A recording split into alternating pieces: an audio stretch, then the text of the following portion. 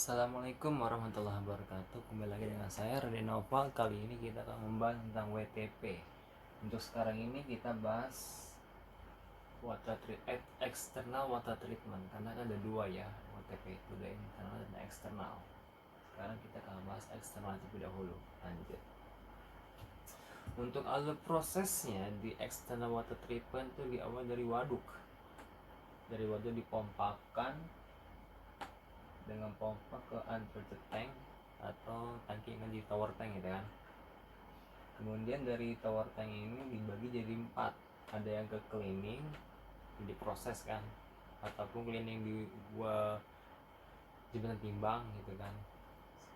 Kemudian cleaning di lantai sortasi gitu. Pokoknya semua air untuk kebutuhan cleaning gitu kan. Kemudian untuk hydran, ada itu untuk kebakaran ya kan? Emergency. Kemudian clarifier ini nanti bakal jadi ke proses internal lanjut turunannya ya kan. Kemudian ada untuk drain gitu. Oke. Drain apa? Drain tangki itu sendiri untuk pencucian gitu, dibuang ke drain dan ke selokan ya kan. Selokan ya buang udah ke sungai gitu kan ujung-ujungnya. Oke, dari clarifier turun ke clear tank atau water basin mereka bilang ya kan. Dari water basin ke sand filter, dari sand filter ke treated tank atau tangki air bersih. Dari air bersih ini akan dimasukkan, diumpankan ke internal water treatment. Nah ini nanti pembahasan selanjutnya. Sekarang kita hanya sampai ke treated tank gitu kan, yang berkata sebagai eksternal. Nah yang inti dari proses eksternal water treatment itu ada dua, ada clarifier tank sama sand filter gitu. Oke, sebelum lanjut, untuk SOP di WTP ini yang pertama sudah pasti kebersihan lagi seperti sebelumnya, melakukan pembersihan, terus cek pompa apakah misal olinya ada berkurang atau enggak ya kan. Terus cek juga keadaan pipa apakah ada kebocoran pipa-pipanya gitu, SOP yang sebelum dimulai. Terus kemudian cek pompa dosing pump ya kan, apa stroke-nya itu benar gitu untuk pengeluaran debitnya. Kemudian kita isi ulang, refill bahan kimia di tangki bahan kimia di eksternal gitu kan, karena ada 3 chemical kan di eksternal, ada soda as, koagulan dan flocculant. Koagulan itu aluminium sulfat ya kan, aluminium sulfat. Untuk polimernya, flocculannya menggunakan PAM, polyakrilamida nama chemicalnya gitu. Nah kemudian itu kan SOP sebelum proses. Saat prosesnya ya kita pantau berapa debitnya terus mengalir, apakah ada luber tangkinya. Tapi di sana karena kan masih pakai SM bandul ya kan, level airnya dituantun dengan bandul, jadi ceknya itu bandulnya apakah ada kemacetan di bandul itu, nggak ngapung ya ataupun bersifat aman gitu. Jadi cek bandulnya.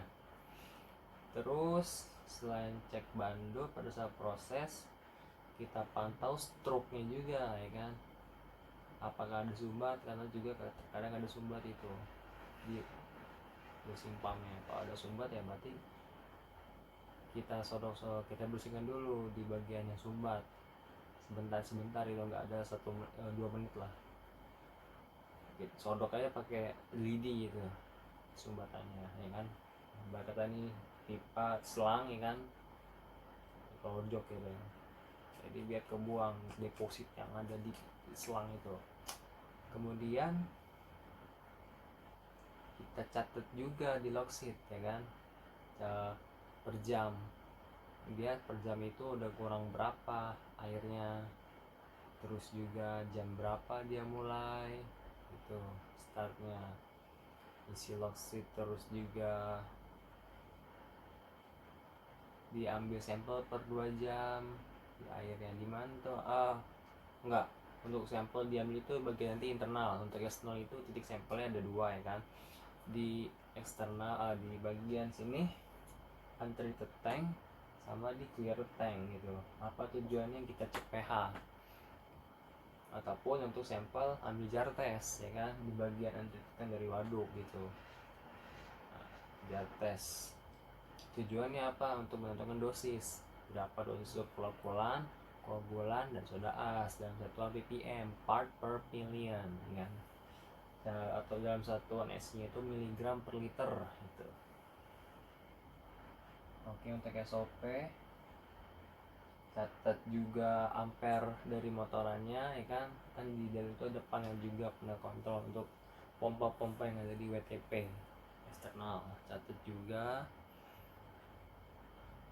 Dan kemudian pada saat stop proses, pastikan air itu disisakan di bagian treated tank, nggak boleh kosong ya minimal kalau dari isi dimensi sisakan setengah dari kapasitasnya itu, ataupun paling minimal itu 10 ton ya. Kemudian pastikan pompa-pompa terus bandul-bandul itu pada posisi yang benar-benar mengapung gitu sebelum selesai stop proses ya kan, sebelum pulang. Terus catat log sheet sama pembersihan sebelum pulang gitu, bagian semikal segala macam itu untuk SOP-nya. Terus faktor kecelakaan kerjanya potensinya dari K3-nya itu adalah kebakaran, karena kan dari semikal kan ada api, khawatir meledak atau kebakar. Kemudian terpeleset karena kan licin air gitu, ada lumut. Nah, kemudian APD-nya apa? APD-nya sepatu dan helm seperti itu. Kemudian dari sisi prosesnya gimana? Nah, kan clarifier tuh dari waduk ke untreated tank bagi 4. Kita langsung bahas ke clarifier. Clarifier ini diinjeksi sama 3 semikal, ada namanya soda as, coagulant, flokulan. Nah, pertama ini harus berurutan. Pertama itu adalah soda as, dimana soda as ini bertujuan untuk mengkondisikan pH dari air, karena kan pH dari waduk itu kan dia tinggi gitu, makanya diberikan soda as untuk dinetralkan gitu, ibarat katakan dari air itu.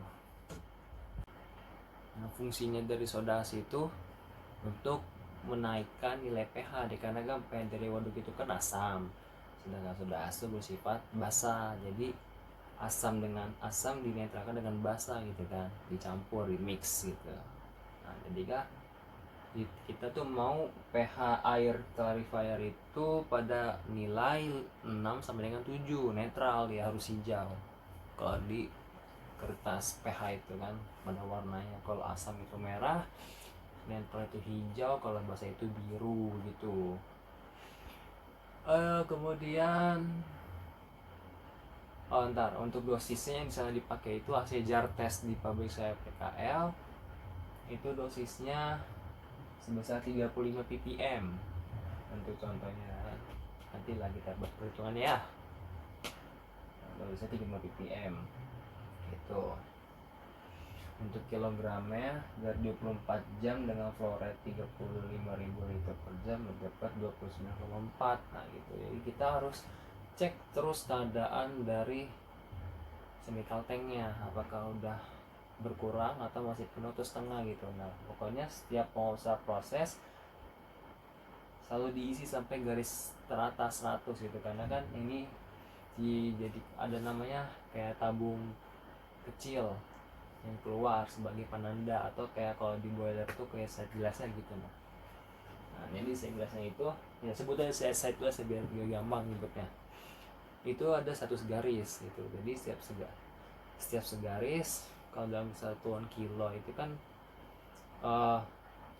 dia berkurang sekitar dari satu garis itu 0,294 gram itu 0,294 kg atau 200 graman dari total gram satu soda as itu satu hari 24 jam itu 29,4. Nah berarti kalau misal sisa contoh 32 garis lagi, berarti kan itu udah kepakai sebanyak 68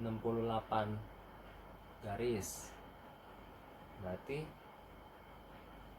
dia udah kepake sekitar sisanya kilogram yang ada di dalam chemical tank itu 32 dikali 0,294. Nah itulah sisanya ya kan, segini. Berarti tambahannya ya hasil ini nanti dikurang sama 29,4 itu lagi ditambahkan gitu. Oke, nah jaraknya berapa? Kemarin itu di sana jaraknya antara dosis dari injek kimia kimia soda as dengan koagulan aluminium sulfat itu nggak nyampe 1 meter, sekitar 0,7 atau 0,6 meter lah, atau setengah meter gitu.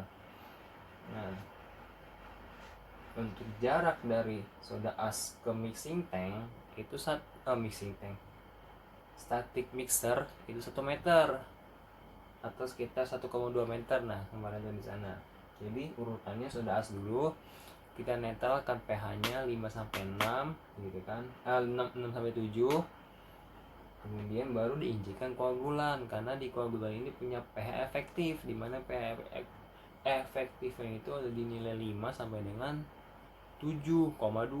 Nah kenapa?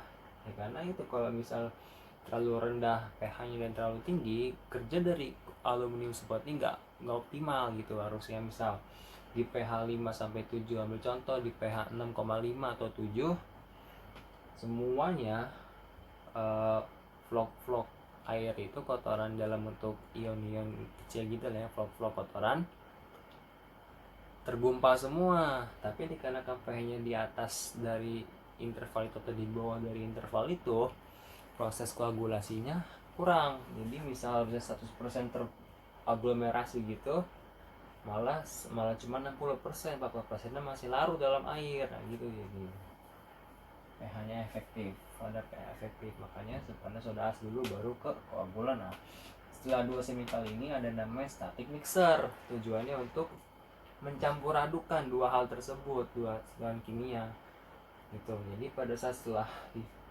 lewat static mixer, dia akan diinjekkan flokulan. Nah gimana, jadi flok itu kan masih kecil banget gitu, kemudian ditangkap ya, kita pakai jaring polimer, ayo mau kemana gitu kan, atau semua. Jadi dia teraglomerasi dalam bentuk mikro, sekarang diaglomerasi dalam bentuk makro gitu. Nah kenapa dia di akhir sini, dikarenakan kalau misal diinjekkan bener-bener setelah static mix langsung dikasih injek chemical ini polimer, nanti dia pecah lagi karena nanti ada hubungan kebilangan Reynolds, turbulen, aliran turbulen, transisi sama laminar. Untuk ini flokulan dia harus dalam keadaan laminar agar nanti bentuk aglomerasinya nggak pecah gitu. Makanya dia ditaruh di 1 meter sebelum dia masuk ke dalam clarifier gitu. Nah kan ini juga hukum debit lagi, Q sama dengan V kali area. Nah semakin kecil areanya gitu kan, pos penampangnya diperkecil, berarti kan debitnya kecepatannya makin besar tuh, bilangan Reynoldsnya makin tinggi. Nah dia makin clarifier kan nilai A nya areanya membesar, maka velocity aliran fluidanya itu berkurang, jadi laminar gitu. Makanya taruh mendekati masuk ke clarifier gitu, jadi biar nggak pecah.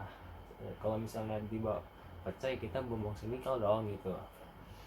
Nah, taruhlah.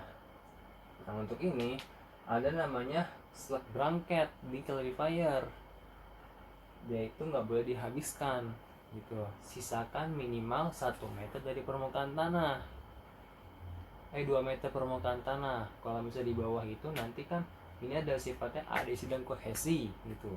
Kalau misal saat blanketnya habis nggak ada kohesinya, jadi proses pengendapan itu lebih lama. Misal harusnya pengendapan itu tuntas 1 jam, dikarenakan nggak ada slot blanketnya, jadi proses pengendapan itu 5 jam, lebih lama lagi karena nggak ada sifat kohesinya, tarik menarik antara sama material itu.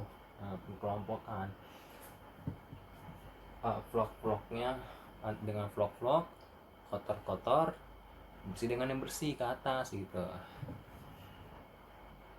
Nah ini ada namanya juga pipa untuk sewage untuk kotoran di drain. Kalau misal lebih dia sudah melebihi dari kunnya ini kan sebatas yang kun itu khusus slotnya, yang atasnya bentuk silinder itu untuk air bersih. Kalau slot yang udah melewati dari kun, udah menyentuh ke volume dari ininya silindernya, maka harus di drain. Tapi drainnya nggak boleh sampai kurang bukan lebih, kurang dari 2 meter di permukaan tanah gitu. Oke, nah sekarang kita masuk ke dosisnya,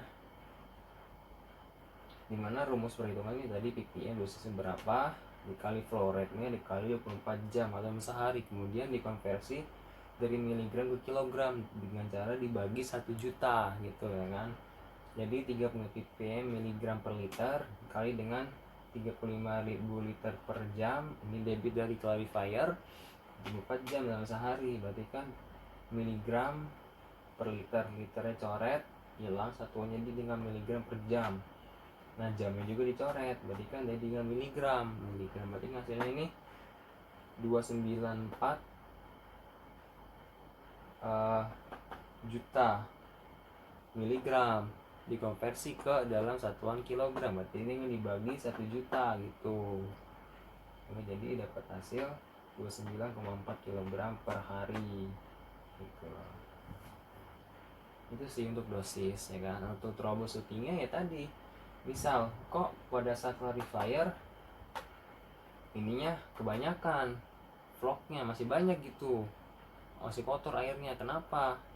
Berarti kan kita harus cek tadi sampel air, kita lakukan jar tes ulang di mana ya, di sini di untreated tank air waduknya, kemudian di treated tanknya, apakah ini benar berkorelasi, ini berapa di dosisnya, dapatlah dosisnya kan, kemudian cek lagi di treated tank berapa banyak vlognya terlihat itu. Kalau masih kotor ya berarti kita tambah lagi ulang jar tesnya.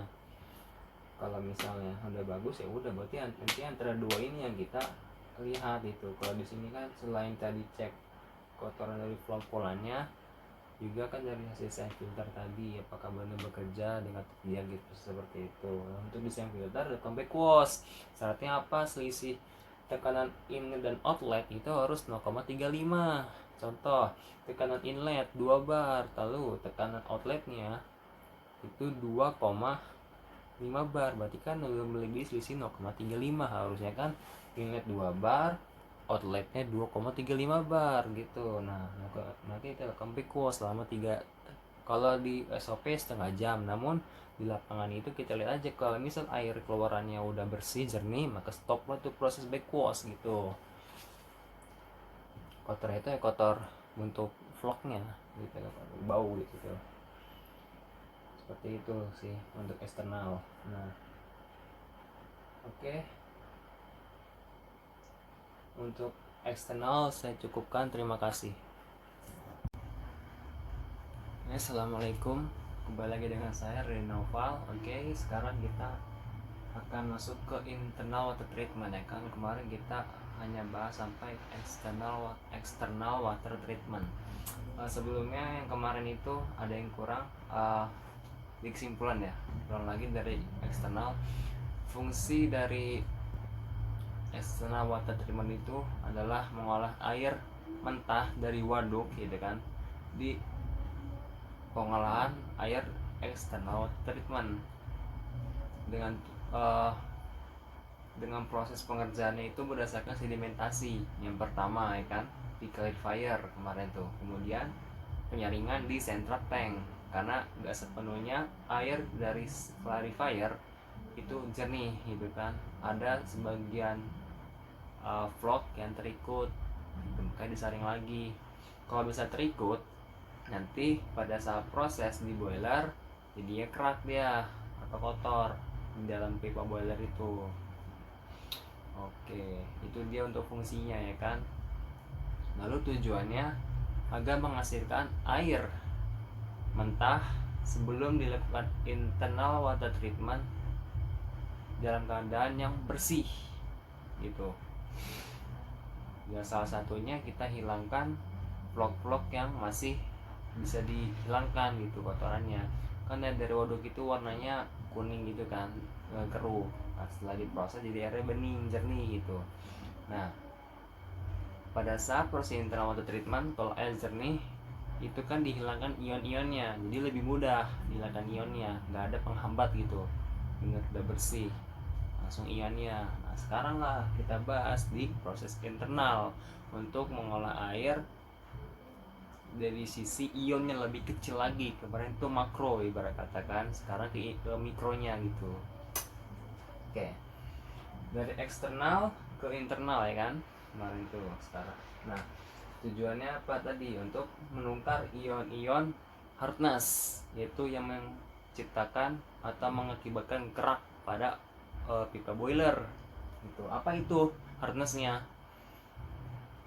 Ion magnesium dan kalsium, ini dia Mg dan Ca gitu. Nah ada dua sebenarnya kan, demin sama softener. Di pabrik masa PKL dia pakainya softener dikarenakan air waduknya itu banyak kandungannya kalsium dan magnesium aja gitu, yang lainnya nggak perlukan. Mg dan C itu kan ionnya positif gitu, berarti banyaknya yang positif. Nah dari situ dilakukan proses softening dengan alat namanya softener menggunakan resin. Resinnya itu menggunakan resin kation ya kan. Jadi ion positif dari air yang terkandung dalam air itu ditukar dengan ion positif lainnya yang tidak menyebabkan kerak gitu. Oke, lagi ion kation dalam air itu sebelumnya bisa mengakibatkan kerak pada pipa boiler. Dengan kita tukar dengan ion positif lainnya yang tidak mengakibatkan kerak pada boiler, yaitu apa? Ion sodium NaCl gitu kan, garam. Kita tukar Mg dengan Ca, ini kan dialiri ke dalam softener. Jadi dia bertukar, Mg-nya masuk, medianya itu resin. Jadi garam itu dialiri ke dalam softener, isinya itu ada resin. Itu 2/3 dari volume tabung ini ya softener ya, oke.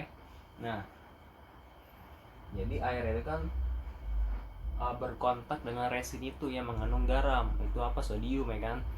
Berkontak dia. Jadi sama dia berkontak, ion magnesium dan kalsium itu bertukar tempat gitu. Yang tadinya di air pindah ke resin, Mg dan Ca-nya, dan sodium yang ada di resin pindah ke airnya gitu. Exchange ya kan.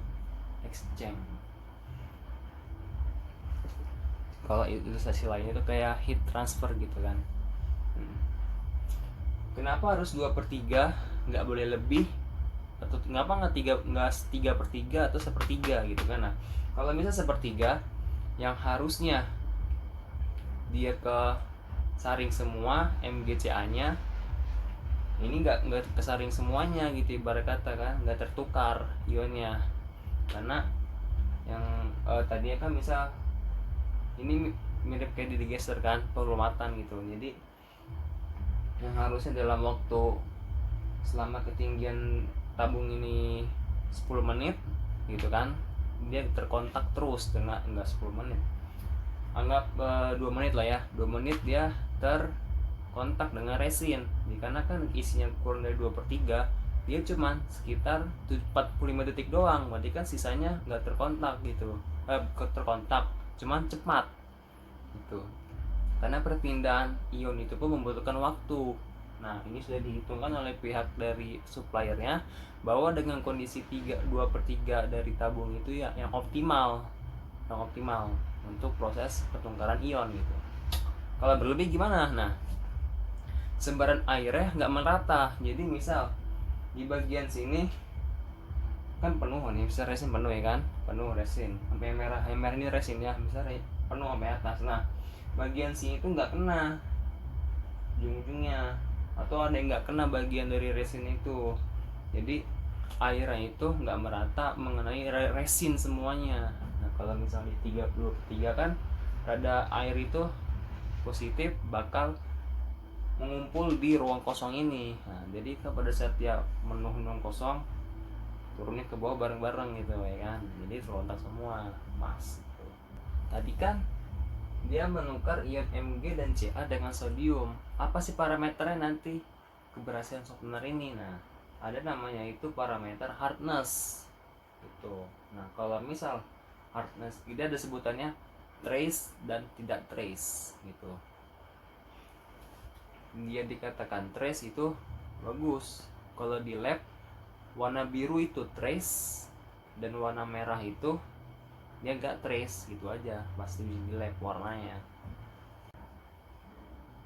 Oke, setelah dilakukan softening di softener ya kan, tadi menggunakan resin kationnya itu sodium tadi untuk menukar ion magnesium dan kalsium ya kan, berkontak. Setelah itu dia diinjekkan dengan 1, 2, 4 semikal ya kan. Yang pertama itu sulfate sebagai oksigen scavenger gitu kan. Nah, posisinya itu sulfate harus pertama, meskipun nanti ada namanya deraton untuk menghilangkan oksigen lagi. Cuman sebelum itu kita kurangkan kadar oksigen menggunakan bahan semikal untuk memperingan kerja deraton nanti.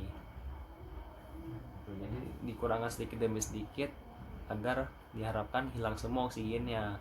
Kenapa harus dihilangkan oksigennya? Menggunakan tadi sulfate sebagai oksigen scavenger dengan derator tadi nanti di bagian boiler kan. Karena kalau nggak dihilangkan itu bisa menyebabkan korosi pada pipa.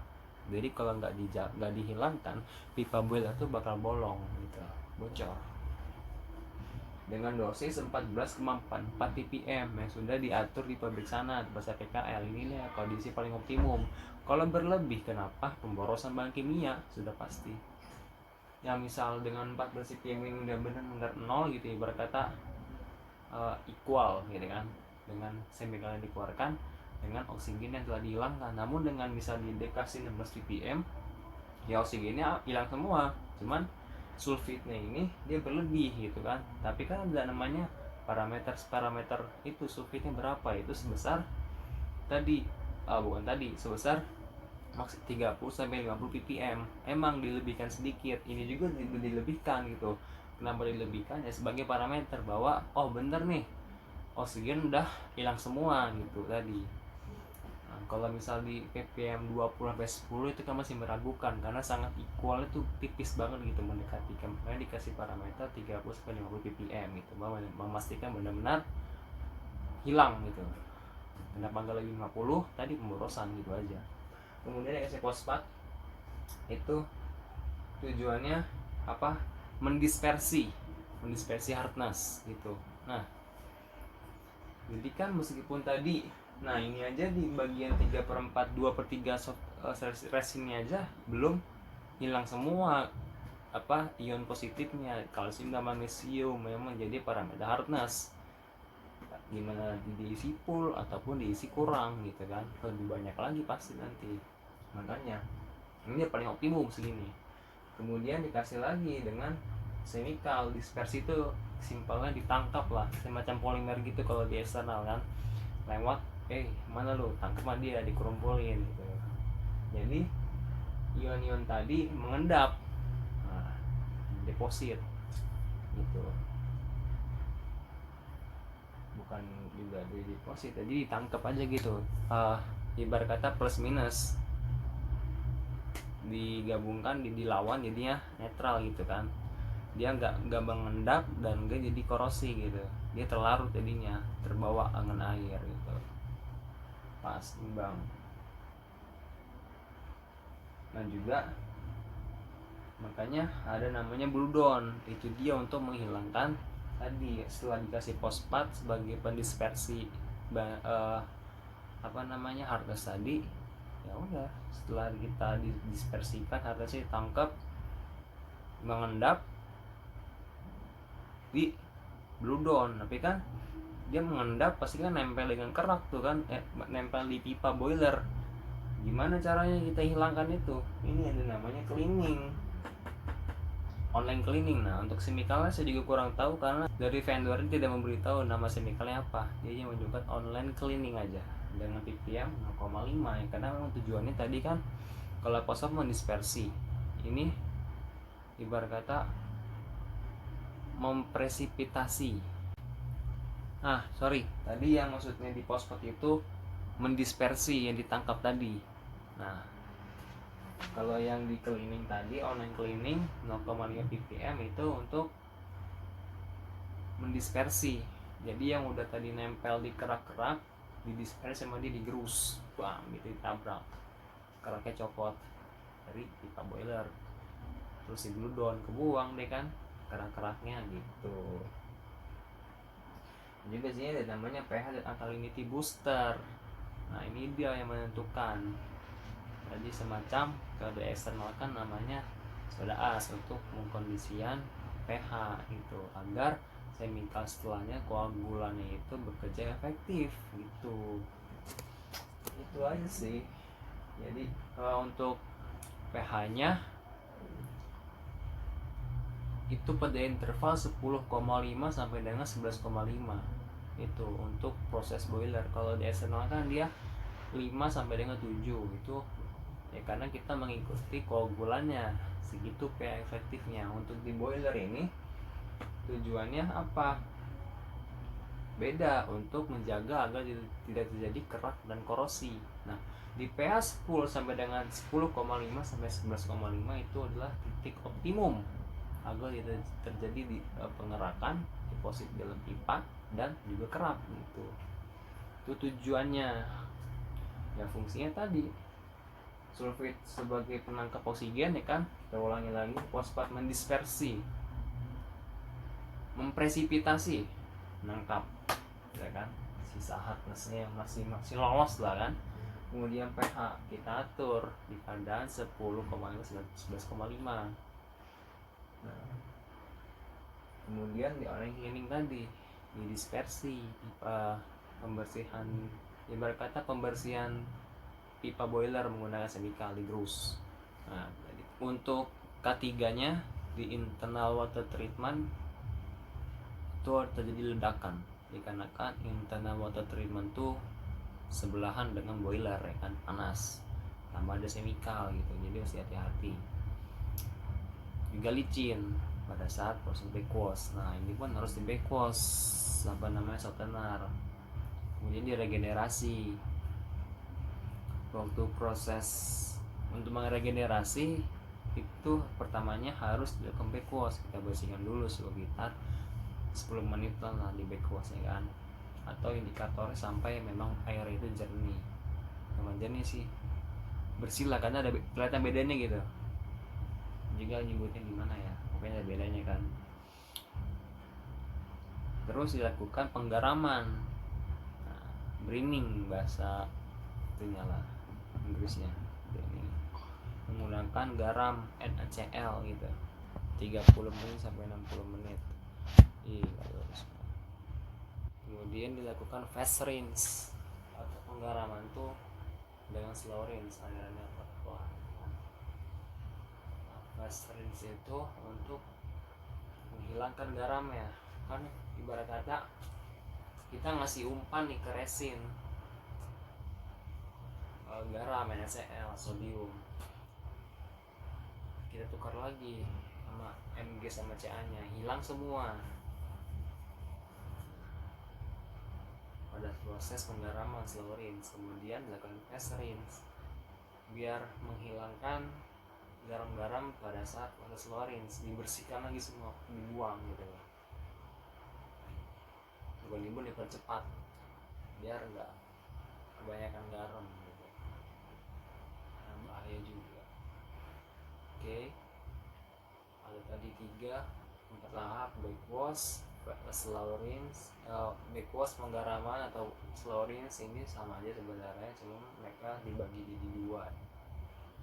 Kemudian terakhir fast rinse, aliran cepat untuk menghilangkan garam-garam yang masih ada gitu, yang berlebih di dalam resin.